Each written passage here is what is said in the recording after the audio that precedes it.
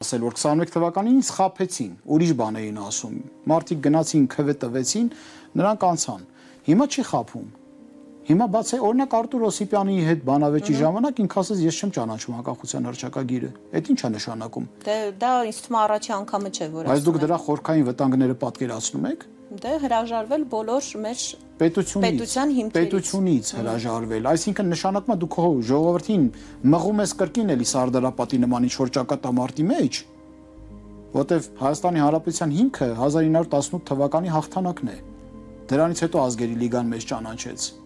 Եվ այս անկախության հռչակագիրը հղում է կատարում այդ Հայաստանի Հանրապետությանը, մենք վերաանկախացել ենք։